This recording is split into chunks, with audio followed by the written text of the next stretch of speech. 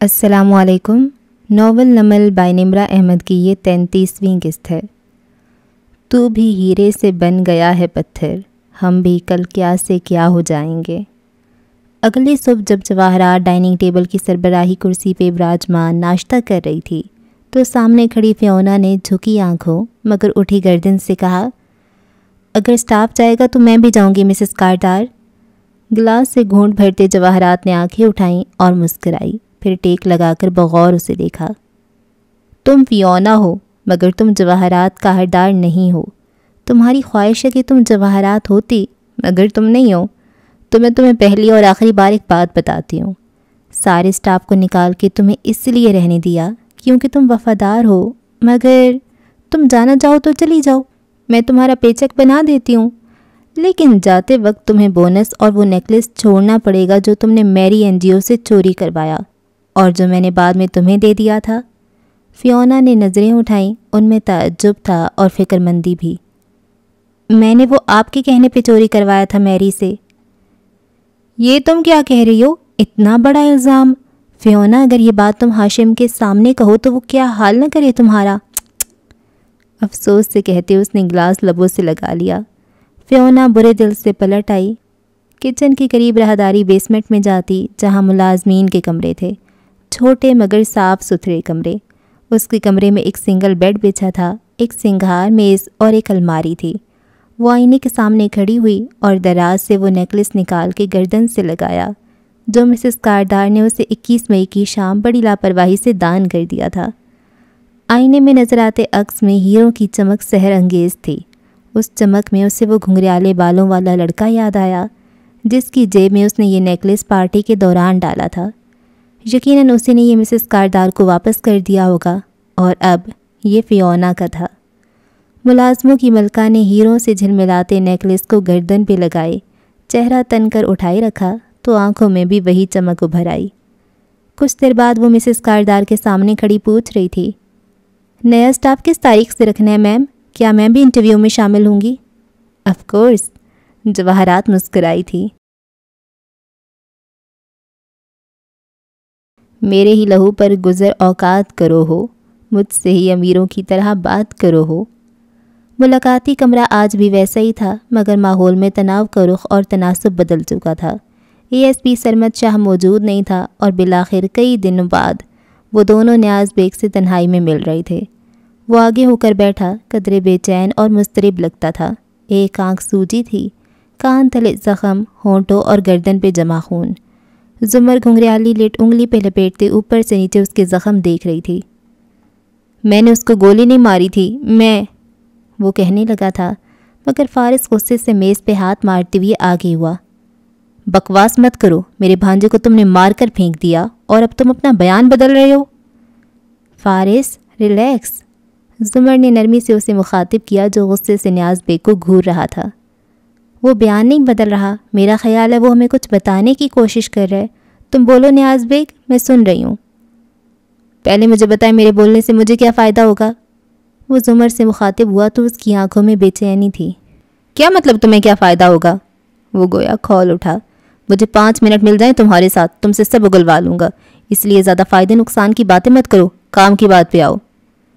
فارس تم غصہ مت کرو، مجھے بات کرنے دو۔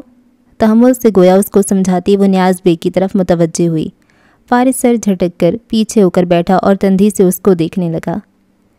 میں تمہیں وعدہ معاف گواہ بنا لوں گی، تم اس کیس سے بھی نکل جاؤ گے اور شزا ملک کے کیس سے بھی۔ میں سرکاری پروسیکیوٹر نہیں ہوں مگر سعدی یوسف کیس میں پروسیکیوٹر میں ہی ہوں، سو مجھے بتاؤ ہر بات جو تم جانتے ہو۔ شزا ملک کیس سے میرا کوئی تعلق نہیں ہے، رہا تمہارے لڑکے کا قتل تو وہ قتل نہیں ہوا۔ وہ بے بسی بھرے اضطراب سے بولنے لگا۔ 21 مئی کی رات مجھے SP نے فون کیا اور ہسپتال بلایا، پھر اس سرجن بخاری کے پاس لے گیا، بولا کہ یہ لڑکا غائب کرنا ہے مگر جب آپریشن ہو جائے اور اس کی حالت خطرے سے باہر آ جائے تب ان کو وہ زندہ چاہیے تھا۔ ساتھ یہ بھی کہا کہ کچھ ماہ کے لیے اس لڑکے کے قتل کے جرم میں اندر جانا ہوگا، پھر ہم تمہیں نکلوا لیں گے۔ بدلے میں کیا دیا؟ پیسے، اور میرے بھائی علیم بیگ کے اوپر کیس ختم کرنے کی یقین دہانی کروائی۔ میرا بھائی ابھی تک مفرور ہے پچھلے سال سمگلنگ کی وجہ سے۔ خیر میں نے وہی کیا جو میرے ساتھ دوسرا وارڈ بوائے تھا، وہ ان کا اپنا لڑکا تھا. ہم تمہارے لڑکے کو اسٹریچر پہ باہر لائے, ایمبولینس میں ڈالا, اندر سب تھا, مشینیں, ڈاکٹر, نرس. خیر میں وہیں سے گھر چلا گیا. اے ایس پی نے کہا کچھ دن چھپ جاؤ, پھر پکڑ لیں گے تمہیں. یہاں تک سب ٹھیک ہو گیا, مگر اس روز اس نے مجھے شزا ملک کے کیس میں پھنسا دیا. اس نے مجھے وہاں بلوایا اور پھر گرفتار کر لیا. یہ سب اے ایس پی نے کیا ہے. چند گہری سانسیں لیں, ذرا توقف کیا اور پھر باری باری ان دونوں کو دیکھا جو خاموشی سے سن رہے تھے. دفتن زمر اٹھ گئی. فارس بھی کھڑا ہوا. نیاز بیگ نے چہرہ اٹھا کر انہیں دیکھا. مجھے کب گواہی دینی ہوگی؟ کون سی گواہی؟ زمر نے ساتھ ہی پرس کندھے پہ ڈالا. ابھی تم نے کہا وکیل صاحبہ کہ تم مجھے وعدہ معاف گواہ بنا لو گی. اور میں نے کب کہا؟ زمر نے تعجب سے فارس کو دیکھا. نیاز بیگ. وہ میز پہ دونوں ہاتھ رکھ کر جھکا اور اس کی آنکھوں میں دیکھا. جو آدمی اپنا بیان اتنی دفعہ بدلے ہم اس پہ یقین نہیں کر سکتے. تم ہی قاتل ہو, ہمیں معلوم ہے. نیاز بیگ ایک دم ششتر رہ گیا. اور اے ایس پی ہمارا دوست ہے, اس نے ہمیں پہلے ہی بتا دیا تھا کہ تم یہ سب کہو گے, اس لیے دوبارہ ہم سے ملنے کی درخواست کرنے کی زحمت مت کرنا. زمر نے کہا اور وہ دونوں باہر کی طرف پڑ گئے. پیچھے وہ بے اختیار اٹھ کر مضطرب سے چلا رہا تھا. میری بات سنو, میں سچ کہہ رہا ہوں, سرمد شاہ نے کروائے یہ سب. مگر وہ باہر نکل آئی. دروازے پہ زمر رکی اور اس کی طرف مڑی. غور سے اس کو دیکھا. آج اپنی ہیل نہیں ماری آپ نے میرے پاؤں پہ؟ اس کی ضرورت نہیں تھی, مجھے سمجھ آ گیا تھا کہ تم کیا کر رہے تھے. وہ دبی آواز میں بولی.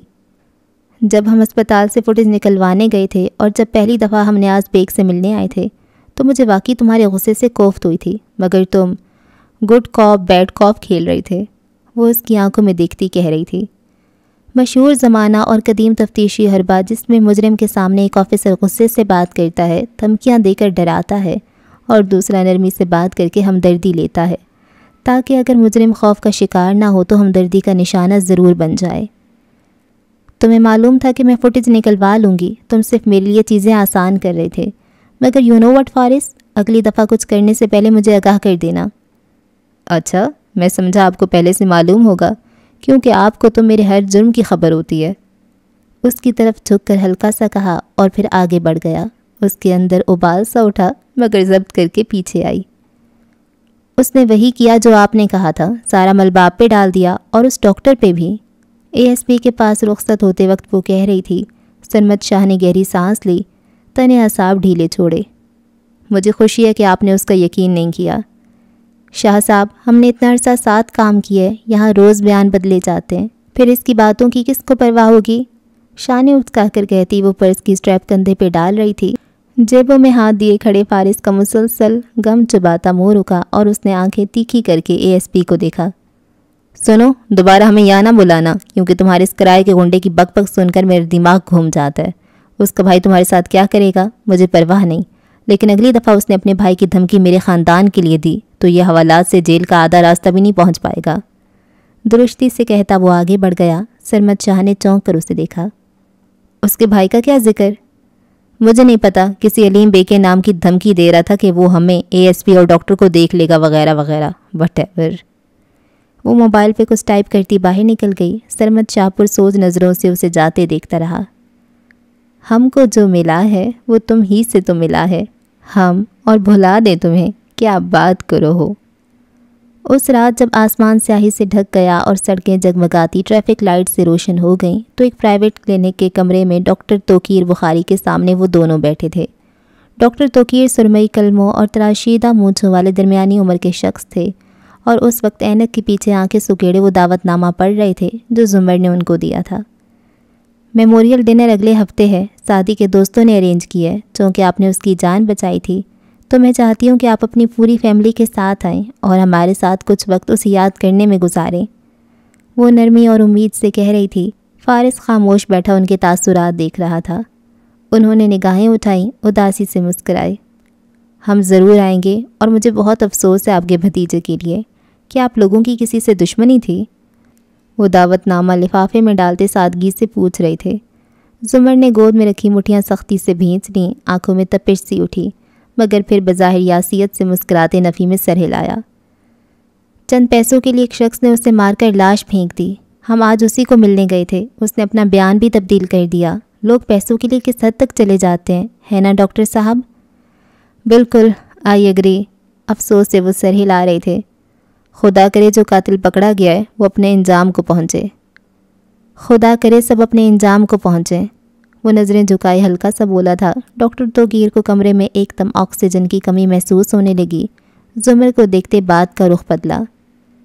اے ایس پی صاحب کا مجھے فون آیا تھا، وہ کہہ رہے تھے نیاز بیگ پولیس اور ہسپتال انتظامیہ کو مورد الزام ٹھہرا رہے۔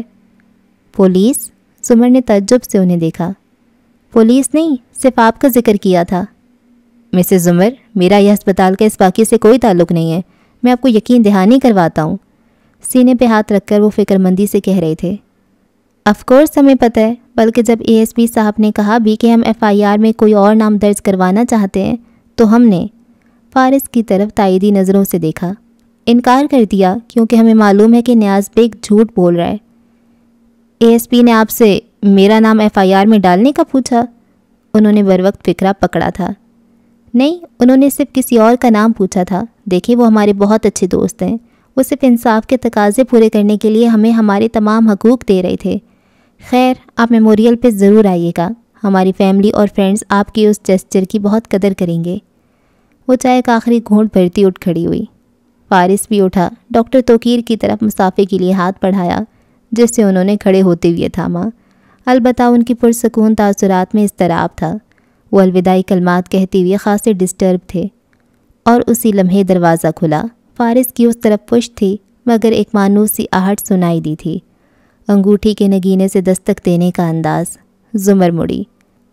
اندر آنے والی عورت ذرا بھرے چہرے اور بوٹے قد کی حامل تھی، بال کیچر میں بندھے تھے، دلکش شخصیت، بہترین لباس، کانوں میں ٹاپس، دونوں ٹاپس میں ایک ایک موٹا سا سولیٹائر ڈائمنڈ جوڑا تھا۔ وہ جھلملاتے ٹاپس اتنے خوبصورت تھے کہ اس عورت کی شخصیت کو کئی گنا مزید نکھار گئے تھے۔ یہ میری وائف ہیں، ڈاکٹر ایمن، یہ مسز زمر، اور فارس نے آہستہ سے گردن موڑی۔ ڈاکٹر توقیر کے الفاظ کنویں میں گونجتی آواز کی مانند دور دور تک سنائی دے رہے تھے۔ لمحوں کے لیے ساری دنیا ساکن ہو گئی تھی، اور مسکراتی ہوئی ڈاکٹر ایمن قریب آ رہی تھی۔ اس نے اس عورت کے ہلتے لب دیکھے، وہ زمر سے کچھ کہہ رہی تھی، تعارف، پھر تعزیت بھرے الفاظ۔ آوازیں بند ہو چکی تھیں۔ پھر ڈاکٹر ایمن نے چہرہ اس کی طرف موڑا، اس کی آنکھوں میں جھانکا، مسکرائی اور ہاتھ سے اس کے کندھے کو ہلکا سا تھپتھپایا، جیسے کسی پرانے مریض بچے سے عرصے بعد اس کا ڈاکٹر مل رہا ہو۔ اس کی انگوٹھی کے اندر کی طرف کوئی نوکیلی شے تھی جو فارس کے کندھے پہ چبھی تھی، اور وہ چبھن بہت کچھ تازہ کر گئی تھی۔ اس کے ارد گرد کا منظر بدلا، کمرہ بدلا، کیلنڈر بدلا۔ 3.5 سال قبل وہ اس کے سامنے بیٹھا تھا، اور ڈاکٹر ایمن چلتے ہوئے اس کے قریب آ کھڑی ہوئی تھی۔ میرے مریض میرے بچوں کی طرح ہیں۔ اس کے کندھے کو تھپکا، انگوٹھی چبھی تھی۔ فارس نے بیزاری سے سر جھٹکا۔ نہ میں آپ کا مریض ہوں، نہ آپ کا بچہ، میرا نام فارس غازی ہے، اور میں ڈاکٹر ایمن بخاری ہوں۔ مسکرا کر نرمی سے کہتی وہ سامنے کرسی پہ جا بیٹھی۔ مجھے کسی سائیکیٹرسٹ کی ضرورت نہیں ہے ڈاکٹر ایمن، اور مجھے پتہ ہے کہ کورٹ مجھے کیوں ان سیشنز پہ مجبور کر رہی ہے۔ اگر آپ کو یہ غلط فہمی ہے کہ اس طرح میں ان جرائم کا اعتراف کر لوں گا جو میں نے نہیں کیے، تو آپ اپنے فیکٹس درست کر لیں۔ وہ ٹیک لگائے بیٹھا، ٹانگ پہ ٹانگ جمائے خشک سا کہہ رہا تھا۔ اس کے چہرے پہ زخموں کے نشان تھے اور ایک ہاتھ پہ پٹی بندھی تھی۔ تمہارے خیال میں اس کا مقصد صرف کنفیشن کروانا ہے؟ نفی میں سر ہلایا۔ کنفیشن وہ واحد سی ہے جس کا میرے اور تمہارے ریلیشن شپ سے کوئی تعلق نہیں۔ تمہیں معلوم ہے پنجاب پریزن کے 4 سی کون سے ہیں؟ وہ کچھ نہیں بولا، چپ چاپ آنکھیں سکیڑ کر اسے دیکھتا رہا۔ کسٹڈی، وہ نرمی سے کہنے لگی، کیئر، کنٹرول اور کریکشن۔ ہم یہاں انہی کے لیے ہیں۔ میں تمہاری طرف کی کہانی سننا چاہتی ہوں تاکہ تمہاری ذہنی حالت متوازن رہے۔ وہ نوٹ پیڈ سامنے رکھے قلم کھول رہی تھی۔ تم جو بھی کہو گے وہ ڈاکٹر پیشنٹ پریویلیج کے تحت محفوظ رہے گا۔ میں پنجاب پریزن کے 4 سی جانتا ہوں، کیا آپ کانفیڈینشیلٹی کے 5 سی جانتی ہیں؟ وہ اس کی آنکھوں میں دیکھتا پوچھ رہا تھا۔ ہاں، وہ 5 سی جن کے تحت پریویلیج توڑا جا سکتا ہے: consent, court order, comply with law, continue treatment and communicate a threat. مریض کی اجازت، کورٹ کا حکم، قانون کی پاسداری کے لیے، مریض کے علاج کے لیے ناگزیر ہونا، یا مریض کی طرف سے دوسروں کو خطرہ ہونے کی صورت میں سدباب کے لیے۔ ان میں سے کسی وجہ کی بنا پہ سائیکیٹرسٹ کسی کو اپنے مریض کی بات بتا سکتا ہے، ورنہ نہیں۔ کیسے ہو فارس قاضی؟ انگوٹھی کی چبھن لوٹی اور ارد گرد کا منظر بدلا۔ ماضی تحلیل ہوا اور وہ ہال میں ڈاکٹر ایمن کے سامنے کھڑا تھا۔ وہ عادتاً اس کا کندھا تھپک کر ہاتھ نیچے گرا چکی تھی۔ ایسی عادت عام طور پہ اس معاشرے کی خواتین ڈاکٹرز میں نہیں ہوتی، مگر وہ عورت عام نہیں تھی۔ آپ؟ اس نے سوالیہ نظروں سے باری باری دونوں میاں بیوی کو دیکھا، آنکھوں میں الجھن ابھری۔ میں ڈاکٹر توقیر کی بیوی ہوں۔ اوہ! اس کے لب سکڑے۔ آپ دونوں ایک دوسرے کو جانتے ہیں؟ زمر نے بظاہر خوشگوار حیرت سے فارس کو دیکھا، آنکھوں ہی آنکھوں میں گھورا بھی۔ کتنا اداکار ہے یہ، اور ہاشم کہتا تھا اس سے اداکاری نہیں آتی۔ یہ ڈاکٹر ایمن ہے، میری۔ فارس نے ڈاکٹر ایمن کو دیکھا، آواز ٹوٹ سی گئی۔ میں فارس کی ڈاکٹر رہی ہوں اور اس کے بھائی کی بھی، اور بدقسمتی سے مجھے اپنے پیشنٹ کے خلاف کورٹ میں گواہی دینی پڑی۔ وہ اداسی سے مسکرائیں۔ اوہ، تم تو ان سے بہت خفا ہوگے اس کے لیے۔ زمر کی آنکھوں میں فکر مندی ابھری۔ ایسا نہیں ہے، ڈاکٹر ایمن نے میرا بہت ساتھ دیا جیل کے وقت میں۔ ان دنوں میں ذہنی طور پہ متوازن نہیں تھا، اس لیے ان کو کورٹ کو میری ذہنی حالت کے بارے میں بتانا پڑا۔ انہوں نے جو کیا اچھا کیا۔ وہ مدافعانہ انداز میں زمر کو کہنے لگا۔ مسز قاضی، فارس صحیح کہہ رہے، اس وقت کے لیے یہ ضروری تھا۔ پھر نرمی سے اس کو دیکھا۔ اب کیسے ہو تم؟ ٹھیک ہوں، اس نے اسی نرمی سے جواب دیا۔ کورٹ نے مجھے بری کر دیا، میں نے اپنے کیے کی سزا کاٹ لی۔ زمر نے مجھے معاف کر دیا، ہم نے شادی کر لی۔ I moved on. زمر کے تو سر پہ لگی، تلووں پہ بجھی، مگر کچھ کرنے سے قاصر تھی۔ مجھے بہت خوشی ہوئی تم سے مل کر فارس۔ مجھ سے زیادہ نہیں ہوئی ہوگی۔ وہ بظاہر مسکرایا، سینے میں کوئی زور سے اسے جکڑ رہا تھا، مگر وہ پرسکون نظر آ رہا تھا۔ آپ کے ٹاپس بہت خوبصورت ہیں، جاتی ہوئی زمر نے تعریف کی۔ ڈاکٹر ایمن مسکرائی۔ توقیر نے لاسٹ منتھ اینیورسری کا گفٹ دیا ہے۔ مرد عموماً اپنی محبت کا اظہار ہیرو سے کیا کرتے ہیں، ہے نا فارس؟ مسکرا کر فارس کو دیکھا، اس کی گردن میں گلٹی سی ابھری، مگر بولا کچھ نہیں۔ ڈاکٹر ایمن نے زمر کے ہاتھوں کو دیکھا۔ آپ کی تو بھی شادی ہوئی ہے، مگر آپ نے کوئی ڈائمنڈ نہیں پہنا ہوا۔ کمرے میں لمحے بھر کی طویل خاموشی چھائی۔ مجھے چمکتے پتھروں میں کوئی کشش نظر نہیں آتی، وہ بس اتنا ہی کہہ پائی۔ زمر نے مجھے معاف کر دیا، ہم نے شادی کر لی۔ واو! باہر کار کی طرف جاتے وہ استہزائیہ انداز میں دہرا رہی تھی۔ مجھے اس کو یقین دلانا تھا کہ میں موو آن کر چکا ہوں۔ وہ چلتی ہوئی کہہ رہا تھا۔ زمر گھوم کر اس کے سامنے آئی اور تیز نظروں سے اسے گھورا۔ وہ رک گیا۔ تم نے اسی لیے مجھ سے شادی کی ہے نا؟ تاکہ تم ساری دنیا کو یقین دلا دو کہ تم موو آن کر چکے ہو، نئی زندگی شروع کر چکے ہو۔ کون بیچارے فارس قاضی پہ شک کرے گا اب؟ وہ دونوں پارکنگ لاٹ میں آمنے سامنے کھڑے تھے۔ آپ سے شادی کرنے کے لیے میرے پاس 3 وجوہات تھیں۔ پہلی، آپ کے والد کے احسان ہے مجھ پہ، ان کو انکار نہیں کر سکتا تھا۔ دوسری، میں شادی کر کے واقعی سب کو یہ تاثر دینا چاہتا تھا کہ میں آگے بڑھ چکا ہوں۔ اور تیسری، فارس کی نظریں اس کی خفا آنکھوں سے ہوتی نتوے پھسلیں، رخ موڑ گیا۔ میں آپ کے آگے جواب دے نہیں ہوں، کیونکہ شادی کے معاملات آپ نے شروع کیے تھے، میں نے نہیں۔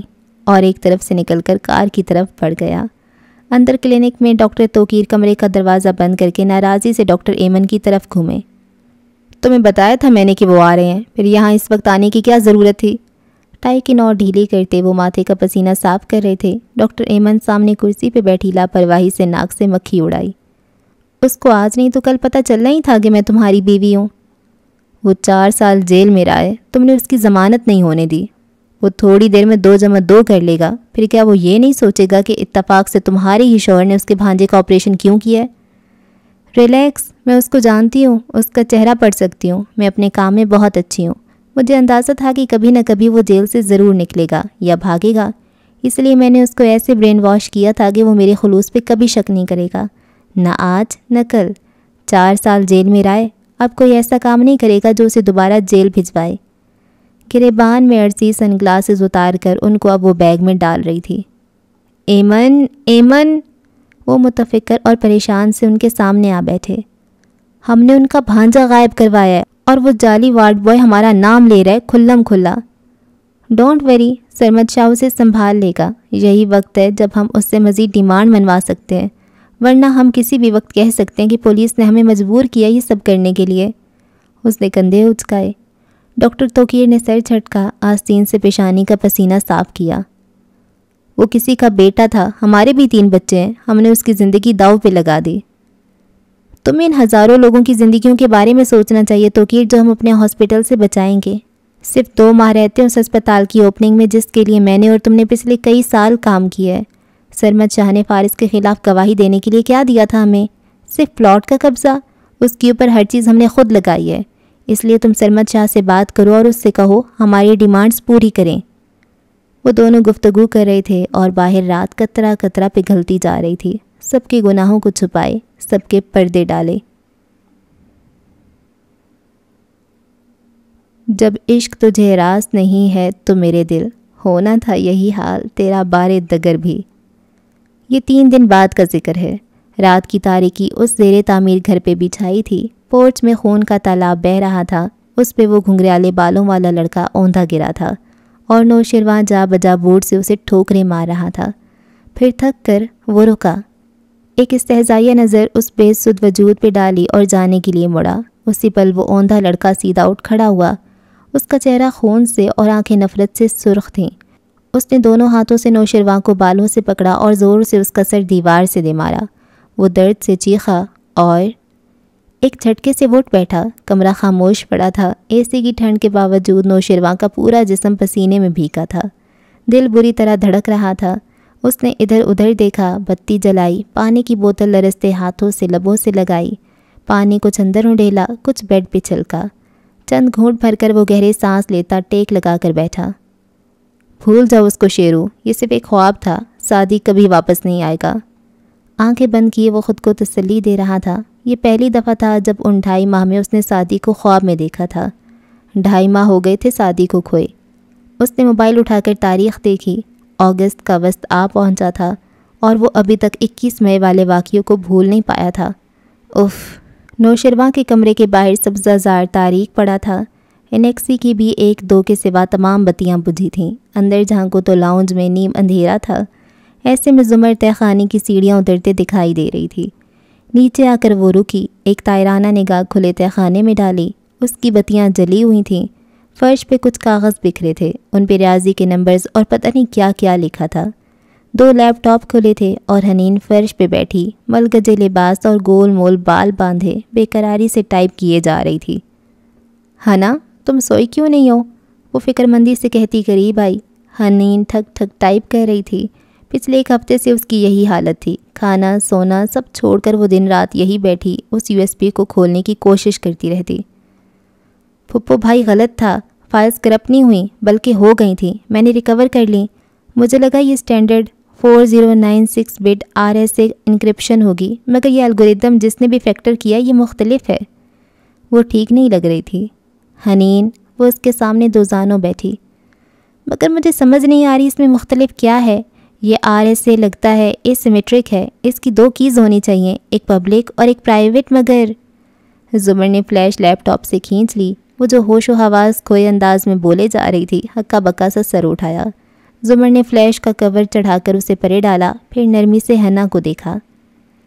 یہ فلیش، اس کی فائلز، مجھے کچھ نہیں چاہیے، کچھ بھی اہم نہیں ہے ہنا، تم سے زیادہ نہیں۔ حنین ٹکر ٹکر اسے دیکھنے لگی۔ تم نے کہا تھا اگر سعدی کی جگہ تم کھو جاؤ تو میں کیا کروں گی؟ ہنا، تمہیں واقعی لگتا ہے کہ تم کھو نہیں چکی؟ حنین کے تنے اعصاب ڈھیلے پڑے، آنکھوں میں پانی آ گیا۔ میں کچھ نہیں کر سکتی، میں ایک فیلئر ہوں۔ میں جس حنین کو جانتی ہوں وہ ایک سپر ہیرو تھی، جس نے شیرو کے اغوا کا پول کھولا تھا۔ مجھے آج بھابھی نے وہ قصہ سنایا۔ میں بدل گئی ہوں۔ آنسو اس کے گال پہ لڑکے زمر آزردگی سے مسکرائی۔ جس دنیا سے میں تعلق رکھتی ہوں اس میں انسان نہیں بدلتے، بدل سکتے ہیں لیکن وہ نہیں بدلتے، صرف اپنے نقاب بدلتے ہیں۔ سو تم واقعی کچھ بھی نہیں کر سکتی اگر خود سے بھاگتی رہو گی۔ میرے اندر بہت سارا شر ہے، اس نے سر جھکا دیا۔ تم اس کو نہیں بدل سکتی، سو اس کو اپنی طاقت کیوں نہیں بنا لیتی؟ ذرا دیر کو ٹھہری، گردن پھیر کر اس مکفل سٹور روم کو دیکھا، پھر سر جھٹکا۔ مجھے دیکھو، میں بے جا ضدی اور ہٹ دھرم ہوں۔ جب اپنی فطرت نہیں بدل سکی تو یہ احساس ہوا کہ اگر میں ایسی نہ ہوتی تو پروسیکیوشن کی سیاسی کرسی پہ 2 دن بھی نہ بیٹھ سکتی۔ سعدی کے مجرموں کے آگے گھٹنے ٹیک کے ان کو معاف کر چکی ہوتی، مگر اب میری وہی بری چیزیں میرے کام آ رہی ہیں۔ تم بھی یہ کر سکتی ہو، مگر اس کے لیے تمہیں اس کیڑے کو باہر نکالنا ہوگا جو تمہیں اندر سے کھا رہا ہے۔ تہخانے میں چند لمحے کی خاموشی چھا گئی، پھر حنا نے نگاہیں جھکا دیں۔ وہ دونوں آمنے سامنے فرش پہ بیٹھی تھیں۔ آپ مجھ سے نفرت کریں گی؟ ٹرائی می، ذرا توقف کیا، جیسے کوئی راہ نکالی۔ آج ہم ایک دوسرے سے باری باری سچ بولتے ہیں، پہلے میں بولوں گی۔ حنا نے اس بات میں سر ہلایا، پھر خود ہی بولی۔ مجھے پتہ ہے آپ بھائی کی فیس دیتی تھیں، مجھے ماموں نے بتایا تھا۔ اس رات جب امی کی لڑائی کے بعد آپ جنگل میں چلی گئی تھیں۔ نگاہیں جھکا دیں۔ آئی ایم سوری، زمر نے نفی میں سر ہلایا۔ ہم یہاں سوری اور تھینک یوز کے لیے نہیں بیٹھے، سچ بولنے بیٹھے ہیں۔ ماموں کی طبیعت تو وہ بعد میں صاف کرے گی۔ اس کے سامنے فرش پہ بیٹھی وہ لٹ انگلی پہ لپیٹتے کہہ رہی تھی، میرا سچ یہ ہے کہ میں نے فارس کے رشتے سے انکار نہیں کیا تھا، امی نے کیا تھا۔ مجھے اس رشتے کی خبر اس دن تمہارے منہ سے ہوئی اور مجھے لگا فارس نے مجھ پہ گولی انتقاماً چلائی تھی۔ زمر نے آنکھیں بند کیں، تکلیف پھر سے عود آئی تھی۔ اس لیے میں نے اس سے شادی کی، اس سے انتقام کے لیے، مگر میں اس کو کوئی مادی نقصان نہیں پہنچا سکی، کیونکہ میں نے شادی سے وعدہ کیا تھا کہ اسے ہرٹ نہیں کروں گی۔ آنکھیں کھولیں، اداسی سے مسکرائی۔ حنا بالکل شل اسے دیکھ رہی تھی۔ اس سے شک تھا، مگر اس نے اتنا سب کچھ نہیں سوچا تھا۔ اب تمہاری باری۔ حنین نے نگاہیں جھکا دیں۔ میں ہاشم سے بات کرتی ہوں، ٹیکسٹ پہ، کال پہ۔ میں ان کی محبت میں مبتلا ہو چکی ہوں اور یہ دن بدن جان لیوا ہوتی جا رہی ہے۔ بہت دیر بعد نظریں اٹھائیں تو زمر اسی طرح اسے دیکھ رہی تھی، نہ کوئی ملامت، نہ حیرت۔ تم مجھ سے شادی کرنا چاہتی ہو یا تم یہ تعلق ختم کرنا چاہتی ہو؟ میں اسے ختم کر دوں گی، مجھے پتہ ہے ہم کبھی شادی نہیں کر سکتے۔ انہوں نے مجھ سے اس فلیش کے بارے میں جھوٹ بولا، تب سے میں نے ان سے بات نہیں کی۔ میں بہت ڈسٹرب ہوں۔ آنسو ابل ابل کر اس کی آنکھوں سے بہہ رہے تھے۔ زمر نے تعصب سے اسے دیکھا۔ تمہیں اس کو چھوڑ دینا چاہیے، وہ اچھا آدمی نہیں ہے، مگر تم جو بھی فیصلہ کرو گی میں تمہارے ساتھ ہوں گی۔ اس نے نرمی سے حنا کا ہاتھ دبایا۔ کوئی غصہ، کوئی ڈانٹ، کچھ بھی نہیں۔ حنا آنسوؤں کے درمیان مسکرائی۔ آپ کی باری۔ ویل، زمر نے گہری سانس لی اور سر جھکایا، فرش پہ انگلی سے لکیر کھینچی۔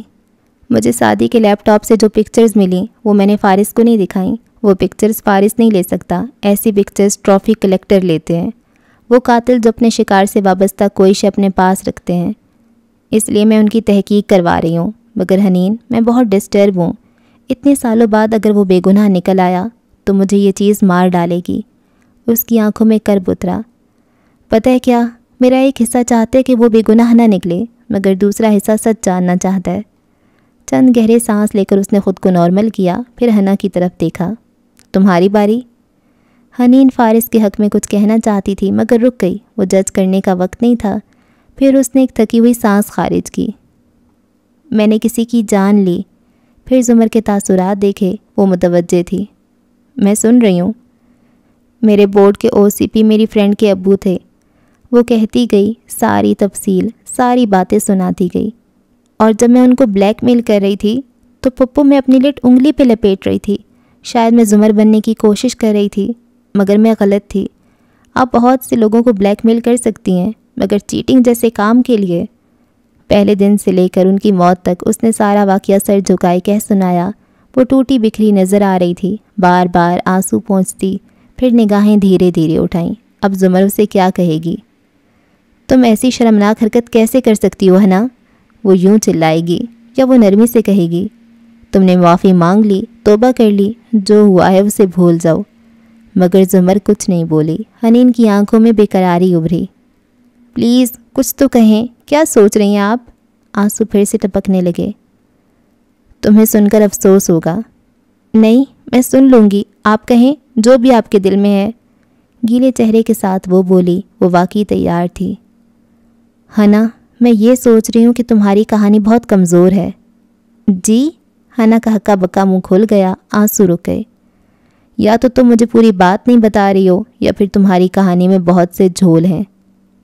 میں سب سچ بتا رہی ہوں، آئی سویئر۔ وہ حیران تھی۔ مجھے پتہ ہے تم سچ کہہ رہی ہو، مگر مجھے یہ بات ناقابل ہضم لگ رہی ہے کہ ایک OCP جو اتنے سال سے اس پوسٹ پہ تھے، انہوں نے تمہارے چند فکرے سن کر گھٹنے کیسے ٹیک دیے؟ کیونکہ میں نے بتایا نا، میری ویڈیو والی دھمکی سے ان کی فیملی۔ حنین، ساری دھمکیاں فیملی سے ہی شروع ہوتی ہیں۔ OCP صاحب کو اتنے برسوں میں کیا کبھی کسی نے دھمکایا نہیں ہوگا یا پیسوں کا لالچ نہیں دیا ہوگا؟ ایسی پوسٹ میں موجود لوگ بہت ٹرینڈ اور تجربہ کار ہوتے ہیں، ان کو بلیک میل کو ٹیکل کرنا اچھے سے آتا ہے، اور تمہارے بقول وہ بہت ایماندار بھی تھے، تو انہوں نے اتنی آسانی سے تمہیں پیپرز کیسے دے دیے؟ ایک ادھیڑ عمر کا سرکاری آفیسر ایک 18 سالہ بچی کے آگے چند منٹ میں ڈھیر کیسے ہو سکتا ہے؟ بھائی نے بھی یہی کہا تھا، مگر بھائی کا کہنا تھا کہ وہ بزدل تھے، ان کو اللہ پہ بھروسہ کرنا چاہیے تھا، اور وہ الجھن سے کہہ رہی تھی۔ زمر نے ناک سے مکھی اڑائی۔ سعدی کو تو رہنے دو، وہ تو آئیڈیلسٹ ہے، مگر میں پریکٹیکل ہوں، اور میرا نہیں خیال کہ تمہیں خود بھی پورا قصہ معلوم ہے، وہ نرمی اور افسوس سے کہہ رہی تھی، اور حنین حیران پریشان بیٹھی تھی۔ اس کو ملامت کی امید تھی یا ڈھارس بندھانے کی، مگر زمر اتنی پریکٹیکل کیوں تھی؟ وہ پہلے سے زیادہ ڈسٹرب ہو گئی تھی۔ شاید تمہیں حنین پورا قصہ معلوم کرنے کی کوشش کرنی چاہیے، اس بات پہ سوچنا۔ اب سو جاؤ، ہم صبح بات کریں گے، وہ مسکرا کر کہتی اٹھ کھڑی ہوئی۔ حنا اسی طرح بیٹھی رہی۔ وہ سیڑھیوں تک گئی تھی جب حنین نے پکارا، آپ کو مجھ پہ ذرا بھی غصہ نہیں آیا ہاشم والی بات سن کر؟ زمر مڑی تو دیکھا، حنین پشیمان نظروں سے اسے دیکھ رہی تھی۔ زمر نرمی سے مسکرائی، اس میں غصہ والی کیا بات ہے، اب سو جاؤ، اور زینیں چڑھتی گئی۔ اوپر آ کر لاؤنج کا دروازہ بند کیا تو چہرے کے تاثرات بدلے۔ جبراً پرسکون نارمل رکھا چہرہ غم و غصے میں ڈھلتا گیا۔ اس گھٹیا آدمی کی ہمت کیسی ہوئی کہ وہ حنین کو یوں ایکسپلائٹ کرے؟ اس نے اپنی عمر نہیں دیکھی؟ وہ غصے سے کھولتی لاؤنج میں ٹہل رہی تھی۔ اگر فارس کو پتہ چلا تو ہاشم کی جان لے لے گا۔ حنین تو کم عمر ہے، نہ سمجھ ہے، مگر ہاشم، وہ اس کی فیلنگز کے ساتھ کیوں کھیل رہا ہے؟ تمہیں اچھا سبق سکھاؤں گی ہاشم۔ وہ جو سوچ رہی تھی اس کے چہرے پہ حرف بحرف اترتا جا رہا تھا۔ فارس اوپر سے سیڑھیاں اترتا آیا تو ایک نظر اسے دیکھا جو غصے سے کھولتی ادھر ادھر ٹہل رہی تھی۔ پھر کچن میں گیا، پانی کی بوتل فریج سے نکالی اور واپس آیا، اس کے قریب رکا۔ کیا ہوا ہے؟ اس نے خفگی سے فارس کو دیکھا۔ مجھ سے بات مت کرو، مجھے غصہ آیا ہوا ہے۔ آپ کو 24 میں سے 25 گھنٹے غصہ آیا رہتا ہے۔ پانی پئیں اور چند منٹ کے لیے کنٹرولڈ، ٹھنڈے اور شائستہ مزاج کی ہو جائیں۔ بوتل سامنے رکھی اور اوپر سیڑھیوں کی طرف بڑھ گیا۔ زمر نے تل ملا کر اسے جانتے دیکھا۔ یہ مجھے میرے الفاظ لوٹا رہا تھا؟ ہاں، بہت بولنا نہیں آ گیا اس کو میرے آگے؟ اور ساتھ والے کا سر میں نوشرواں بیڈ پہ بیٹھا، سفید سا پاؤڈر، آنکھیں بند کیے، ناک سے سانس کی صورت اندر اتار رہا تھا۔ سحرات ایک دفعہ پھر سب کے گناہ اور سب کے راز چھپائے تاریک ہوتی جا رہی تھی۔ متاع لوح و قلم چھن گئی تو کیا غم ہے کہ خون دل میں ڈبو لی ہیں انگلیاں میں نے۔ سینڈ کلر دیواروں والا کمرہ خاموش تھا۔ سعدی بیڈ پہ ٹیک لگا کر لیٹا تھا۔ دفتن دروازے کا لاک کھلنے کی آواز آئی۔ وہ جلدی سے اٹھا اور دروازے کی اوٹ میں آ کھڑا ہوا۔ چال میں لڑکھڑاہٹ اب بہت کم تھی۔ دروازہ کھلا اور ڈاکٹر مایا اندر داخل ہوئی۔ خالی کمرہ دیکھ کر وہ رکی۔ گارڈ سے کچھ کہا تو گارڈ تیزی سے اندر آیا۔ اسی پل سعدی اوٹ سے نکلا اور گارڈ پہ جھپٹا۔ گارڈ تیار نہیں تھا، قدرے لڑکھڑایا۔ باہر سے 2 مزید گارڈ اس طرف لپکے اور کھینچ کر سعدی کو اس گارڈ سے علیحدہ کیا اور بیڈ پہ پٹخا۔ آہ! اس کے کسی زخم پہ کسی کا ہاتھ پڑا تھا، دوہرا ہو کر بیڈ پہ گرا۔ وہ کراہ تھا۔ گارڈ غصے میں بول رہے تھے، مگر ڈاکٹر مایا تیزی سے آگے آئی۔ اس کو باندھنے کی ضرورت نہیں ہے، وہ ٹھیک ہے، میں سنبھال لوں گی، تم لوگ جاؤ۔ ان کو اشارہ کیا تو وہ قدرے پس و پیش کے بعد باہر چلے گئے۔ سعدی اب سیدھا ہو کر بیٹھنے کی کوشش کر رہا تھا، درد سے آنکھیں بار بار میچتا۔ وہ سٹول کھینچ کر اس کے سامنے بیٹھی۔ یہ کیا حرکت تھی؟ وہ جواب دیے بنا سیدھا ہوا اور ٹیک لگا کر بیٹھا، پاؤں اوپر کیے۔ اس جگہ یہ واحد گارڈز نہیں ہیں، یہاں قدم قدم پہ پہرے ہیں، تم اس طرح یہاں سے نہیں بھاگ سکتے۔ آواز آہستہ کی۔ سعدی نے اس کو دیکھا، پھر عجیب سے انداز میں مسکرایا۔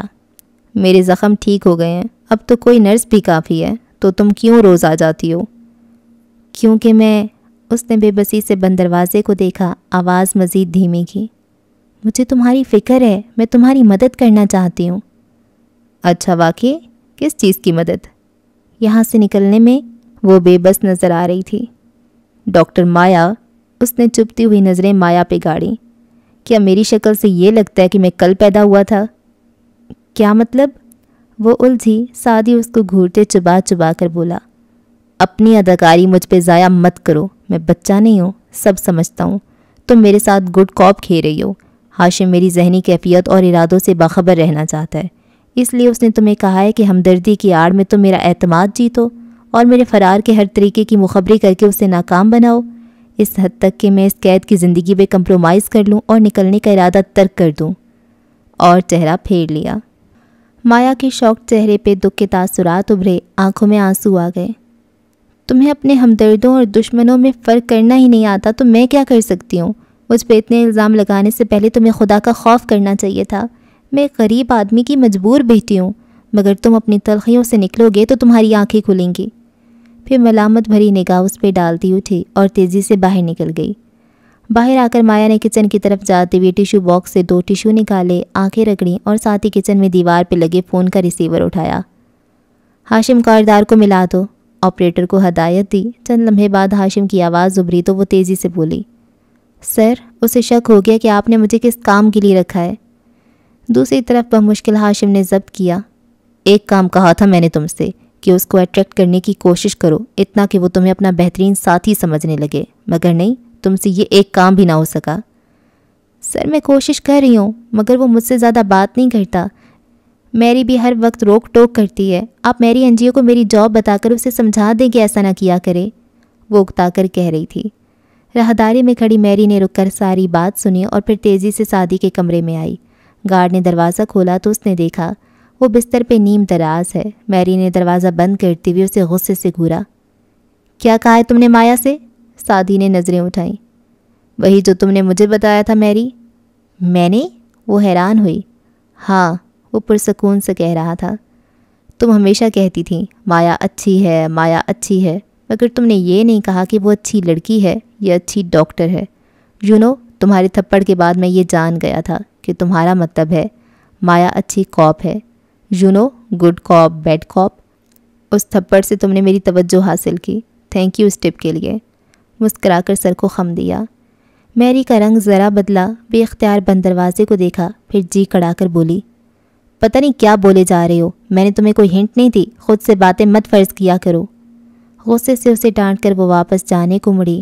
اور گارڈ پہ آئندہ حملہ مت کرنا، اس طرح تم بھاگ نہیں سکتے۔ اس کے جانے کے بعد سعدی نے سر جھٹکا۔ کس نے کہا کہ میں بھاگنے کی کوشش کر رہا تھا؟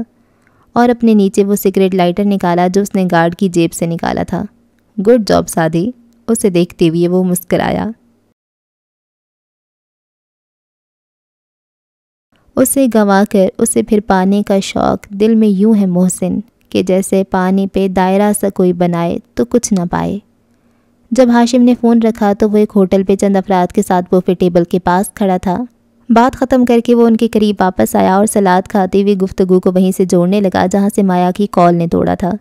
قریباً 3 گھنٹے بعد جب وہ اپنے گھر میں داخل ہو رہا تھا تو اس کے سینے میں عجیب سی جکڑن ہو رہی تھی۔ یہ یقیناً سلاد تھا جس کی کوئی باسی یا خراب شے اسے لڑ گئی تھی۔ ایک لمحے کو اسے لگا وہ گرنے لگا، پھر دیوار کا سہارا لیا۔ سامنے فیونا کا حیران اور پریشان چہرہ نظر آیا۔ سب سلو موشن میں ہو رہا تھا، آوازیں بند تھیں، نوکر بھاگ کر اس کی طرف آ رہے تھے۔ وہ سہارے کے لیے بڑے ہاتھ چھٹکتا لڑکھڑاتا ہوا کمرے تک آیا۔ کوٹ اس نے کہاں گرایا، جوتا کدھر اتارا، کوئی خبر نہیں۔ باتھ روم تک بمشکل پہنچا، واش بیسن پہ ہاتھ رکھے جھکا، بے حد تکلیف زدہ سی کہہ آئی۔ پھر پانی منہ پہ پھینکا، چہرہ اٹھا کر آئینے میں دیکھا تو رنگ نچڑا ہوا تھا اور آنکھیں نڈھال لگتی تھیں۔ آگے اسے ٹھیک سے یاد نہیں کب بیڈ پہ لیٹا، کب اس نے جواہرات اور ڈاکٹر کو اپنے سر پہ کھڑے بات کرتے سنا۔ ذرا سی فوڈ پوائزننگ ہے میم، صبح تک بالکل ٹھیک ہو جائیں گے کاردار صاحب۔ کب کمرے میں اندھیرا چھایا، کب روشنی ہوئی، وہ سوتی جاگتی کیفیت میں بستر پہ نڈھال لیٹا رہا۔ متلی کسی کیفیت سے اس کی آنکھ کھلی، چھت گھومتی دکھائی دے رہی تھی، کوہنے کے بل ذرا سیدھا ہوا۔ کرسی پہ ایک فلپینو ملازمہ تھی، اسے جاگتے دیکھ کر سیدھی ہوئی۔ ہاشم نے ذرا ناگواری سے ہاتھ سے اشارہ کیا۔ وہ نہیں گئی تو بدقت مگر سختی سے بولا، میں ٹھیک ہوں، جاؤ۔ وہ متذبذب سی باہر نکل گئی، مگر وہ ٹھیک نہیں تھا۔ بمشکل اٹھ پایا اور بے جان قدموں سے چلتا باتھ روم تک آیا۔ واش بیسن پہ جھکا، اسے بہت زور کی کہہ آئی تھی، مگر اسے لگتا تھا جیسے اندر تک سب کچھ صاف ہو گیا ہو۔ بدقت منہ پہ پانی ڈالا، شرٹ اور کف بھیگ گئے، دیوار کو پکڑ پکڑ کر چلتا باہر نکلا، بیڈ کی بجائے کاؤچ تک آیا اور نڈھال سا اس پہ لیٹ گیا۔ کروٹ کے بل نیم مردہ سا، اسے شدید سردی لگ رہی تھی، اتنی ہمت نہیں تھی کہ اے سی یا پنکھا آف کر پاتا۔ کروٹ کے بل لیٹے لیٹے اس کی آنکھیں کھڑکی پہ جمی تھیں۔ پلک جھپکتا تو منظر صاف ہوتا، دوبارہ جھپکتا تو ہر طرف بادل ہوتے۔ کبھی کھڑکی بڑی ہو کر دکھائی دینے لگتی، کبھی پردوں کے ہلنے کی آواز سمندروں کی لہروں کی شور جتنی بلند ہو جاتی۔ ہر شے، ہر آواز کئی گنا بھاری محسوس ہو رہی تھی۔ شکلیں، ہیولے، بادل سب آنکھوں کے آگے ناچ رہے تھے۔ ایسے میں ایک دفعہ اس نے پلک جھپکی تو کھڑکی کے آگے بہت سی روشنی نظر آئی، اتنی دودھیا روشنی کہ آنکھیں چندھیا جائیں۔ پھر اس روشنی میں سے ایک ہیولا سا ابھرنے لگا، سفید لمبی میکسی میں ملبوس کوئی لڑکی، اس سوتی جاگتی ہیلوسینیٹنگ بیماری کے باعث غیر حقیقی چیزوں کا نظر آنا سی کیفیت میں بھی اسے لگا کہ اس کی موت آ پہنچی ہے، وہ مرنے والا ہے، اور وہ ملک الموت کا عکس ہے جو اس کی روح لینے آیا ہے۔ اس نے دھندلی بصارت سے اس وجود کو قریب آتے دیکھا۔ اس کی میکسی پاؤں تک آتی تھی اور سینے پہ بندے ہاتھوں میں گلدستہ تھا، سرخ گلابوں کا۔ اس نے آنکھیں اٹھا کر اوپر دیکھنا چاہا، دھندلا سا نظر آیا۔ اس کے چہرے کے گرد سرخ ریشمی سٹول لپٹا تھا جو کندھوں پہ اکٹھا ہو کر سامنے انگریزی حرف یو کی طرح گرتا تھا۔ ہاشم نے نیم غنودہ سی انداز میں پلکیں جھپکیں، وہ قریب آئی۔ دودھ ملائی سا چہرہ، کرسٹل جیسی گرے آنکھیں اور سرخ ہونٹوں پہ ہمدرد بھری مسکراہٹ۔ جھک کر وہ اس کے ساتھ پھول رکھ رہی تھی۔ گیٹ ویل سون گریم ریپر، مسکرا کر سرگوشی کی۔ وہ بول نہیں پایا، انہیں ید کھلی آنکھوں سے اسے دیکھتا رہا۔ وہ ملک الموت نہیں تھی، ملک الموت تو وہ خود تھا۔ اب وہ اس کے اوپر کوئی چادر سی ڈال رہی تھی۔ یکدم سردی لگنا بند ہو گئی تھی۔ ہاشم کی پلکیں بھاری ہو کر گریں۔ وہ مشکل کھولیں تو کمرے میں روشنی ویسی ہی تھی مگر وہ غائب تھی۔ اس کا دماغ نیند میں ڈوبتا گیا۔ جانے کتنی دیر بعد اس کی آنکھ کھلی، وہ آہستہ سے اٹھ بیٹھا۔ کمرے میں شام کی نلاہٹیں تھیں، بتیاں بجھی تھیں۔ وہ پسینے میں شرابور تھا، بخار ٹھنڈا تھا اور حواس بہتر تھے۔ اٹھتے ساتھ ہی اس نے ادھر ادھر دیکھا، نہ اس کے اوپر چادر تھی نہ ساتھ پھول رکھے تھے۔ ہاشم نے بے حد کرب سے آنکھیں میچیں۔ ایک باسی سلاد نے اسے اتنا بیمار کر دیا کہ وہ اس بری طرح سے ہیلوسینیٹ کرنے لگے۔ ایسا تخیل، ایسا خواب۔ سر جھٹک کر وہ اٹھا اور باتھ روم کی طرف چلا گیا۔ چند منٹ بعد نکلا تو نہا کر ٹی شرٹ اور ٹراؤزر میں ملبوس تھا۔ تکان ابھی تک چہرے پہ واضح تھی۔ سست قدمی سے چلتا باہر آیا۔ لاؤنج روشن تھا، جو باہرات صوفے پہ بیٹھی چائے پی رہی تھی۔ اسے آتے دیکھ کر فکر مندی سے کپ رکھا۔ تمہیں بھی آرام کرنا چاہیے، اب کیسے ہو؟ بہتر۔ وہ اس کے ساتھ صوفے پہ آ بیٹھا اور پاؤں میز پہ رکھ لیے، آنکھیں موند لیں۔ کیا کھا لیا تھا؟ اتنے بیمار لگ رہے ہو، شیرو اور میں بہت پریشان تھے۔ اس کو بہتر دیکھ کر بھی جواہرات کی تسلی نہیں ہو رہی تھی۔ ہاشم نے آنکھیں کھولیں اور چھت کو تکنے لگا۔ میں نے ایک خوبصورت خواب دیکھا۔ اچھا؟ وہ نرمی سے مسکرائی۔ کس کو دیکھا؟ اب وہ صوفے پہ آدھی مڑ کے اسے دیکھ رہی تھی کوئی۔ جواہرات نے گہری سانس لی۔ اسے کال کر لو، ڈنر پہ بلا لو، کتنے عرصے سے تم نے اس سے بات نہیں کی۔ ہاشم نے آنکھیں بند کر لیں۔ میں مصروف تھا، اب بھی ہوں۔ پھر سیدھا ہوا تو دیکھا جواہرات اسی طرح اسے دیکھ رہی تھی۔ نہیں ممی، ہم اس بارے میں بات نہیں کرنے لگے۔ وہ مجھ سے بہت چھوٹی ہے، انوسینٹ ہے۔ میں نہیں چاہتا اسے کبھی میرے بارے میں وہ سب معلوم ہو، وہ گناہ جو میں نے کیے ہیں، وارث، سرتاشا، وہ سب۔ اس نے سر جھٹکا۔ کسی کو کبھی علم نہیں ہوگا، موو آن ہاشم۔ اس نے خفگی سے ٹوکا اور کپ اٹھا لیا۔ ہاشم اٹھ گیا۔ میں تھکن محسوس کر رہا ہوں، تھوڑی دیر لیٹتا ہوں۔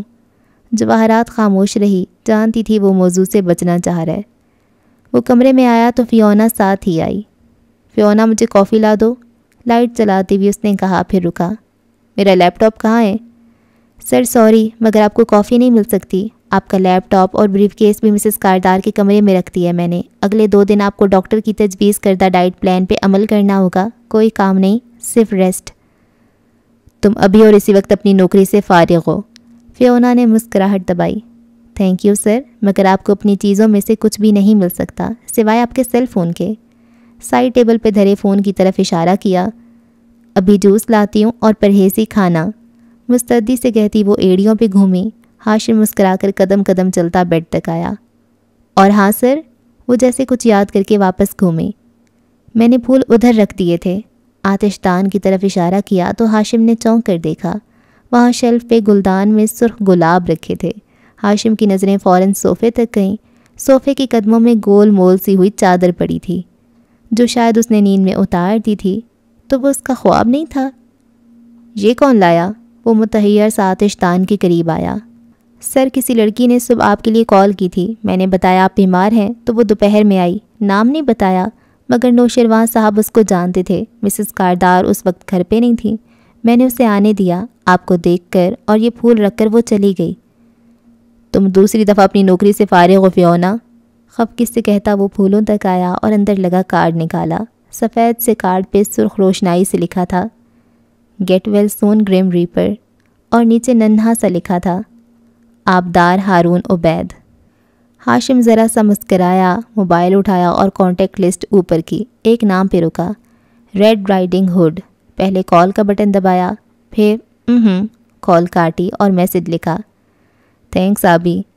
باہر سیڑھیاں اترتی فیونا ساتھ سے گزرتے شیرو کو دیکھ کر رکی۔ سر، دوپہر میں جو لڑکی آئی تھی ہاشم صاحب کے لیے، اس نے اپنا نام نہیں بتایا، کہ آپ اس کو جانتے تھے؟ شیرو جو فون میں الجھا تھا رکا اور تیز نظروں سے فیونا کو گھورا۔ آف کورس، وہ ہارون عبید کی بیٹی ہے اور زہر لگتی ہے مجھے وہ۔ اب ہٹو سامنے سے، اور برے موڈ کے ساتھ اوپر آیا۔ ایک تو ہاشم بھائی کو وہی لوگ کیوں پسند آتے ہیں جو مجھے ناپسند ہوتے ہیں، ایک سادی اور ایک یہ فسادی۔ میں ابھی تک بھولا نہیں ہوں کہ کس طرح یونیورسٹی میں اس نے مجھے اپنے منگیتر سے پٹوایا تھا۔ ہاں، منہ میں بڑبڑاتا وہ اپنے کمرے میں چلا گیا۔ صحرا میں جی رہا تھا جو دریا دلی کے ساتھ، دیکھا جو غور سے تو وہ پیاسا بہت لگا۔ ہاشم نے جب ٹیکسٹ بھیجا تو اس کے موبائل سے نادیدہ لہر نکلی اور اڑتی ہوئی ہوا میں بہتی چلی گئی۔ سڑکیں عبور کی، گھر پھلانگے اور بلاخر ایک سرسبز میدانوں سے گھرے اونچے محل میں تیرتی ہوئی آئی۔ ایک کھڑکی سے اندر کودی اور اسٹڈی ٹیبل پہ رکھے موبائل میں جا اتری۔ موبائل اسکرین ویسے ٹون سے چمکی اور بجھ گئی۔ وہ ایک وسیع و عریض سی اسٹڈی سی لگتی تھی۔ اس کے دروازے پہ نیم پلیٹ لگی تھی، آبدار عبید، ہپنو تھیراپسٹ۔ اندر دیکھو اسی کھڑکی سے تو اسٹڈی ٹیبل کی کنٹرول چیئر کی پشت نظر آتی تھی، سفید آستین میں ملبوس کوہنی کرسی کے بازو پہ جمی تھی اور سرخ سٹول میں ڈھکا سر پیچھے سے دکھائی دیتا تھا۔ یہاں سے اس کا چہرہ تو نظر نہ آتا، البتہ سامنے کاؤچ پہ ٹانگ جمائے قیمتی سوٹ میں ملبوس درمیانی عمر کا آدمی بیٹھا واضح دکھائی دے رہا تھا، اور وہ قدرے الجھن سے کہہ رہا تھا، تو آپ میرا علاج کیوں نہیں کر سکتی؟ سرخ سکارف والا سر جیسے گہری سانس لے کر جھٹکا گیا۔ مجھے بالکل اچھا نہیں لگ رہا یہ کہتے ہوئے، مگر آپ کو سائیکیٹرسٹ کی ضرورت ہے، اور میں سائیکیٹرسٹ نہیں ہوں، نہ ہی سائیکالوجسٹ ہوں۔ یہ وہ ہوتے ہیں جو ذہنی مراض کا علاج کرتے ہیں، نہ ہی میں میڈیکل ڈاکٹر ہوں جو کسی جسمانی بیماری کا علاج کر سکوں۔ میں ہپنو تھیراپسٹ ہوں۔ اس کی آواز نرم اور سادہ تھی۔ مگر وہ الجھا، نہ جسمانی نہ ذہنی، اگر دونوں کا علاج آپ کے پاس نہیں ہے تو آپ کیا کرتی ہیں؟ میں ہپنوسس کے ذریعے آپ کو ایک بہتر ذہنی حالت میں لے جا سکتی ہوں، جہاں آپ خود کو ایک بہتر انسان کے طور پہ دیکھ سکتے ہیں۔ یہ سیلف امپرومنٹ کے لیے ہوتا ہے، بری عادتیں اور بری یادوں سے پیچھا چھڑانے کے لیے، اور اس کی آپ کو قطعاً ضرورت نہیں ہے۔ آپ کو کسی سائیکیٹرسٹ کی ضرورت ہے۔ میں ایک ریفر کر رہی ہوں۔ قلم سے کاغذ پہ چند الفاظ گھسیٹے اور شڑپ سے پیڈ سے صفحہ اتار کر اس کی طرف پڑھایا۔ آپ ان سے مل لیں، یہ آپ کا بہترین علاج کریں گے۔ ان صاحب نے تذبذب سے صفحہ تھام لیا۔ مگر آپ کے والد نے مجھے کہا تھا کہ آپ بہت اچھی تھیراپسٹ ہیں۔ میں بہت اچھی تھیراپسٹ ہوں، اس لیے آپ کو ایمانداری سے بتا رہی ہوں کہ آپ کو میری ضرورت نہیں ہے۔ وہ صاحب اٹھے اور چند الوداعی کلمات کہہ کر باہر نکل گئے۔ دروازہ بند ہوا تو اس نے کرسی موڑی۔ اب کھڑکی میں کھڑے ہو کر دیکھو تو اس کا داہنا رخ نظر آتا تھا، وہی ملائی سا چہرہ اور بلی جیسی گرے آنکھیں جن کے ابرو ناراضی سے بھنچے تھے۔ سرخ ہونٹ دانت سے کاٹے اس نے موبائل اٹھایا۔ ہاشم کا نیا میسج سرسری سا پڑھ کر ایک کال ملائی۔ آمین، بابا کہاں ہیں؟ نہیں، ان کو فون مت دو، بس اتنا بتا دو کہ ان کا بھیجا 526واں مریض بھی میں نے واپس کر دیا ہے، اس لیے اپنے سیاسی دوستوں کو میرے پاس نہ بھیجا کریں، اس امید پہ کہ ان کے سارے راز میں آپ کو بتا دوں گی۔ اور ہاں آمین، یہ زور دے کر کہنا کہ میں بہت بہت خفا ہوں۔ نرم سی خفگی سے کہہ کر موبائل رکھ دیا، پھر وہ اٹھی اور دروازے کی طرف چلی گئی۔ اب تم کھڑکی سے ہٹ کر کھڑے ہو کر دیکھو گے کہ چند لمحے بعد وہ اسٹڈی کے بیرونی دروازے سے نکلتی دکھائی دے رہی تھی۔ وہاں سبزہ زار دور دور تک پھیلا تھا۔ وہ ایک نظر سبزے پہ ڈالتی گھاس کے کنارے چلنے لگی۔ سادہ لمبا سا سفید فراک پہنے جس کے چوڑی دار آستین تھے، اور چہرے کے گرد سختی سے سرخ سٹول لپیٹے، وہ چلتے ہوئے ہاتھ پودوں کے پتوں سے گزارتی جا رہی تھی۔ ایک سفید ایرانی بلی دور سے بھاگتی آئی اور اس کے قدموں کے برابر چلنے لگی۔ سنو بیلا، اس نے خفگی سے بلی کو مخاطب کیا، میرا موڈ بہت خراب ہے اور آج میں مزید کوئی کلائنٹ نہیں دیکھنے لگی۔ ذرا آگے آ کر رکی۔ برآمدہ خالی تھا، کرسیاں بھی خالی تھیں۔ آبدار نے اوپس والے انداز میں بلی کو دیکھا، پھر جلدی سے کندھے اچکائے۔ چلو اچھا ہوا، اور کوئی کلائنٹ ہے بھی نہیں، میں انکار کرتی تو برا لگتا نا ان کو۔ بلی نے اس کے قدموں سے خود کو رگڑتے اس کے گرد چکر کاٹا۔ وہ پھر سے چلنے لگی۔ ویسے تمہیں کیا لگتا ہے بابا نے میری بات کا برا مانا ہوگا؟ مگر اوہ نہیں بیلا، وہ اداس ہوئی۔ آمین، ڈرائیور نے پوری بات بتائی نہیں ہوگی ان کو۔ بابا سمیت کوئی بھی مجھے سیریس نہیں لیتا سوائے میرے کلائنٹس کے، حالانکہ ان کو مجھے سنجیدہ نہیں لینا چاہیے۔ اب میں دیکھنے میں کوئی ہپنو تھراپسٹ تھوڑی لگتی ہوں۔ ایک تو میں نرم دل اتنی ہوں، اوپر سے کیوٹ بھی ہوں۔ رک کر پوچھا، ہوں نا؟ بلی جواب میں غاؤں غاؤں کرتی مسلسل اس کی ٹانگوں سے خود کو رگڑ رہی تھی۔ دور سے دو ملازموں نے دیکھا کہ وہ چلتی آ رہی ہے۔ جو ذرا ادھیڑ عمر تھا وہ نوجوان ملازم کی طرف مڑا۔ تم آبدار بی بی کو بتاؤ اپنے سارے مسئلے مسائل کا، جن کی وجہ سے تم کک نذیر کا قرضہ واپس نہیں کر سکتے۔ بی بی بہت ہمدرد اور مہربان ہے، تم ابھی ان کو نہیں جانتے، نئے ہو نا؟ وہ تمہیں کک سے مہلت دلا دیں گی۔ ہمدردی سے مشورہ دیا۔ نوجوان ملازم کی ہمت بندھی، فوراً آگے آیا جہاں وہ روش پہ چلتی آ رہی تھی۔ آبدار میم، اس نے ہاتھ باندھے مؤدب سا پکارا۔ وہ رکی، نظر بھر کر اسے دیکھا۔ آپ نے اس دن کہا تھا کہ کک سے لیے گئے پیسے جلد واپس کر دوں۔ ہاں غضنفر، وہ بیچارہ پہلے ہی اتنا غریب ہے، نرم دلی میں دے تو بیٹھا ہے لیکن ابھی اس کو سخت ضرورت ہے ان کی۔ وہ دراصل، وہ سر جھکا کر بیچارگی سے بتانے لگا، میری بہن کی شادی قریب ہے، وہ سارے پیسے اس میں لگ گئے، پھر بھی کم پڑ رہے ہیں۔ والد میرے سرطان کے مریض ہیں، ڈاکٹر نے کہا ہے کہ علاج کی منزل سے نکل چکے ہیں، دوا کا خرچہ بہت ہے۔ آپ پلیز کک سے کہہ دیں وہ ذرا مجھے مہلت دے دے، آج کل 2 وقت کے کھانے کا خرچہ بھی پورا نہیں ہو پاتا ہمارے گھر کا۔ وہ دکھ اور بے بسی سے کہہ رہا تھا۔ آبدار کی آنکھوں میں فکر مندی ابھری، 2 قدم قریب آئی۔ او ہو، I am so sorry Ghazanfar, تمہارے تو بہت برے حالات ہیں۔ میں ابھی کک سے بات کرتی ہوں، نہ صرف وہ مہلت دے گا بلکہ تم کہو تو میں تمہاری بہن کی شادی کے لیے 5-10 لاکھ ارینج کر دوں۔ اپنائیت اور ہمدردی سے پوچھ رہی تھی۔ ملازم غضنفر نے آنکھیں اٹھائیں، ان میں امید کی خوشی تھی۔ بی بی، یہ تو آپ کا احسان ہوگا۔ شیور، میں ایسا کرتی ہوں کک کے پیسے بھی خود ہی ادا کر دیتی ہوں اور تمہیں مزید رقم بھی دے دیتی ہوں، اوکے؟ وہ آگے بڑھی، پھر رکی۔ غضنفر فرتے جذبات سے شکریہ بھی نہ کہہ پایا تھا جب وہ واپس گھومی۔ مگر ایک چھوٹا سا مسئلہ ہے غضنفر، بہت ہی فکر مندی سے بتانے لگی۔ میں نے تمہارا بیک گراؤنڈ چیک کروایا تھا، ایسا ہے کہ تمہاری کوئی بہن نہیں ہے اور والد تمہارے 10-12 سال پہلے فوت ہو گئے تھے۔ تمہارے بینک اکاؤنٹ جس میں ہر ماہ تمہاری تنخواہ جاتی ہے اس میں بھی کافی رقم ہے، اور کک کے پیسوں سمیت وہ تمام رقم تم نے اپنے ہمسائی کو دینی ہے اس کی بیٹی سے شادی کے بدلے میں۔ سو یو نو واٹ، میرے محنتی اور ایماندار کک سے جو پیسے تم نے باپ کی بیماری کا کہہ کر ہتھیائے تھے نا، وہ ان کو کل صبح سے پہلے واپس ملنے چاہیے، ورنہ اگر میں نے بابا کو بتایا تو۔ بہت ہی نرمی سے کہتے فکرہ ادھورا چھوڑا، اس کی آنکھوں میں جھانکا، مسکرائی اور مڑ گئی۔ ادھر غضنفر کے ایک رنگ آ رہا تھا، ایک جا رہا تھا۔ ہکا بکا سا وہ دھیڑ عمر ملازم کی طرف گھوما جس نے مسکرا کر مونچھوں کو تاؤ دیا۔ بولا تھا نا ابھی تم بی بی کو نہیں جانتا۔ غضنفر نے دل ملا کر اسے دیکھا تھا، کک کا وفادار۔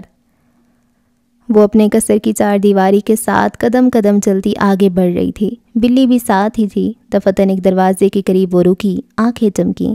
شرارت سے بلی کو شش چپ رہنے کا اشارہ کیا اور دبے قدموں آگے آئی۔ کھلے دروازے سے گردن نکال کر جھانکا۔ وہ کمپین آفس کے طور پہ استعمال ہونے والا کمرہ تھا۔ دیواروں پہ کاغذ، چارٹس، ملٹی میڈیا۔ نوجوان ورکرز آگے پیچھے ٹہل رہے تھے، کوئی بول رہا تھا، کوئی کمپیوٹر پہ بیٹھا تھا۔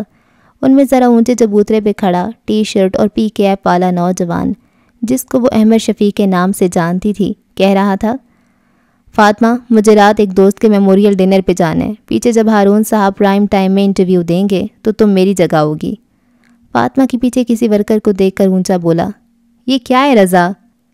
آبدار کی نظریں اس طرف گھومی جہاں ایک لڑکا ہینگنگ ڈریس بیگ اٹھائے چلا آ رہا تھا۔ سر، یہ عبید صاحب کا شلوار سوٹ ہے، یہ شو کے لیے بھیجا ہے ڈیزائنر نے۔ وہ ہینگنگ بیگ میں لباس دکھا رہا تھا۔ احمد کے ماتھے پہ بل پڑے۔ ہرگز نہیں، وہ شلوار سوٹ میں مزید دراز قد لگیں گے۔ شو کے فارمیٹ میں 3 سیاستدانوں کے سامنے میز نہیں ہوگی اور وہ کھڑے ہوں گے۔ مخالف والے چیمہ صاحب کو دیکھا ہے تم نے؟ کتنے کمزور اور منحنی سے ہیں۔ ہارون صاحب ان کو بلی کرتے نظر آئیں گے۔ اس کو بدل کر 2 پیس تیار کرواؤ، ٹائی گہرے رنگ کی ہو، ان کو فائٹر لگنا چاہیے، ڈکٹیٹر نہیں۔ پھر اسی سنجیدگی سے فاطمہ کی طرف متوجہ ہوا۔ تبھی دروازے میں گردن نکال کر دیکھتی لڑکی پہ نگاہ پڑی جو فوراً سے اوٹ میں ہو گئی۔ فاطمہ کو رکنے کا کہہ کر تیزی سے باہر آیا۔ وہ دیوار کے ساتھ کھڑی تھی۔ ہیلو احمد، اسے دیکھ کر سنبھل کر مسکرائی۔ میں فارغ تھی، سوچا کیمپین کے لیے خود کو والنٹیئر کر دوں۔ کوئی کام ہے میرے لیے؟ معصومیت سے آنکھیں جھپکائیں۔ احمد نے بہت ضبط سے گہری سانس لی۔ نہیں مس عبید، آپ کے لیے کوئی کام نہیں، بلکہ آپ کے اس کمرے میں داخل ہونے پہ بھی پابندی لگانے جا رہا ہوں۔ آبدار کی آنکھوں میں خفگی ابھری۔ سو روڈ، میں بابا کو شکایت کروں گی۔ پھر مجھے بھی بتانا پڑے گا کہ جب بھی آپ کمپین آفس میں آتی ہیں کچھ نہ کچھ غلط ضرور ہوتا ہے۔ دانت پہ دانت جمائے اسے گھورتے ہوئے کہہ رہا تھا۔ کبھی میرے بیگ سے مرا ہوا چوہا نکلتا ہے، کبھی موبائل چارجر ڈسٹ بین میں خود بخود جا پہنچتے ہیں، کبھی ہماری فائلز میں چھپکلی کی دم خود سے آ گرتی ہے۔ وہ نظریں جھکا کر انگلیاں مروڑنے لگی تو احمد نے چند گہرے سانس لیے۔ مجھے پتہ ہے آپ نہیں چاہتی کہ آپ کے بابا کامیاب ہوں، کیونکہ اس صورت میں وہ آپ کو وقت نہیں دے پائیں گے، مگر اچھا ہوگا اگر آپ اپنے ریلیشن شپ کو بہتر بنانے پہ غور کریں بجائے میرے کام میں ٹانگ اڑانے کے۔ انگلی سے چوکھٹ کی طرف اشارہ کیا۔ یہ باؤنڈری اب آپ کراس نہیں کریں گی۔ آبدار کی تل ملائی ہوئی نظریں اوپر اٹھیں۔ نروٹھے پن سے کچھ کہنے لگی تھی کہ احمد کی شرٹ دیکھ کر رکی، آنکھیں سکیڑیں۔ سفید شرٹ پہ بلیک اینڈ وائٹ ایک مسکراتے نوجوان کی تصویر بنی تھی جس کے چھوٹے گھنگریالے بال تھے اور اوپر ریاضی کا نشان #ٹیگ ڈال کر لکھا تھا، #سیو سادی۔ یہ کون ہے؟ وہ چمبے سے بولی۔ احمد اپنی ساری تقریر عکارت جاتے دیکھ کر مزید جل گیا۔ میرا دوست ہے، مسنگ ہے، اس کے میموریل ڈنر میں جانا ہے رات کو، اسی کے لیے پہنی ہے۔ خفگی سے کہتا پلٹ گیا۔ آبدار الجھی سی کھڑی سوچتی رہی، یہ کون تھا؟ کہاں دیکھا ہے میں نے اس سے پہلے؟ اس کی بلی اب بیٹھی اس کے پیر چاٹ رہی تھی۔ اوکے جی، اس ایپیسوڈ کو یہاں پہ ختم کرتے ہیں، اور ایک اور ممبر کا اضافہ ہو گیا ہے جو کہ ہے آبدار۔ آبدار کب نیگیٹو ہے کہ پازیٹیو ہے وہ تو نہیں پتہ، فی الحال تو پازیٹیو ہی لگ رہی ہے اور سمجھدار لگ رہی ہے، ذہین فہین لگ رہی ہے، جیسے کہ اس ناول کا ہر کریکٹر ہے، ذہین، فتین، شتین، متین، قتین سارے ہی ذہین ہیں اور سارے ہی جو بات کرتے ہیں تو پھر بندہ سوچنے لگ جاتا ہے، واہ کیا ذہانت ہے تو ہاں جی، یہ بھی ویسی ہے، اور ہاشم اس کو پسند کرتا ہے تھوڑا تھوڑا، مطلب کیا پتہ زیادہ مطلب وہ، لیکن اپنی اماں کو بھی تو اوائڈ کر رہا ہوتا ہے، لیکن اس کو شاید اچھی لگتی ہے۔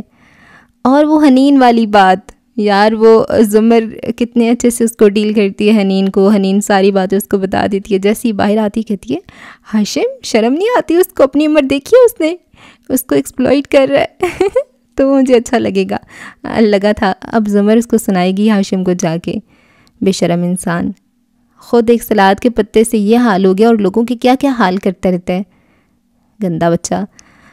اور جی کیا ہو رہا ہے، سعدی کو بھی نوشربان کو بھی خواب آ رہے ہیں، اور میں نے بتایا تھا نا مایا کا، میں بڑی چلاک ہوں، مجھے پتہ چل جاتا ہے بھائی، اتنے ناولس پڑھ لیے، مجھے لگ رہا تھا کہ مایا جو ہے وہ اچھی نہیں ہے، میری اچھی ہے۔ خیر میری نے اسے کوئی ہنٹ نہیں دیا، لیکن اسے وہ خود ہنٹ مل گیا ہے، تو میری اچھی ہے، شاید میری اسے بچا لے، پر نہیں بچائے گی، وہ ہاشم کے ساتھ تو سنسیئر ہے نا، تو نہیں بچا پائے گی۔ اور کیا ہوا ہے اس ایپیسوڈ میں، ہاں فارس اور زمر مل کے انہوں نے وہ والا جو سوچا تھا، جو پلان کیا تھا، اس کو ٹریپ کر لیا ہے۔ اس کیا نام تھا، اس کوئی بیگ تھا، کون سا بیگ تھا، نیاز بیگ ہاں اس کو انہوں نے ٹریپ کر لیا، اور اب ڈاکٹرز کی باری ہے، سارے پھنس جائیں۔ ہاں یار ایک بات ہے، 2 چیزیں جو مجھے چبھ رہی ہیں وہ یہ ہیں کہ سارا کیوں نہیں بتا رہی ہے، ٹھیک ہے اس کو یہ ڈر ہے کہ زمر مجھے کہے گی گواہی دو، لیکن وہ کچھ تو طریقے سے بتا دینا کہ یہ اصل میں مسئلہ ہوا ہے اور میں گواہی نہیں دوں گی، تو یہ بھی کچھ کر لے۔ یا پھر اور ایک دوسری چیز جو مجھے ہو رہی ہے، وہ پٹھان بچہ جس کے پاس وہ پین ہے اور وہ پین اس کو نہیں دے رہا کہ فارس جب جائے گا اس کے پاس نہیں ہوگا تب میں اس کو پین دوں گا. اور ہاں چلو اب حنین جو ہے وہ فائلز دیکھ رہی ہے. چیزیں اچھی ہو رہی ہیں, صحیح ہو رہی ہیں, مطلب میں مطمئن ہوں. دیکھتے ہیں جی اگلی ایپیسوڈ میں کیا ہوتا ہے. دعاؤں میں رکھیں یاد. اللہ حافظ.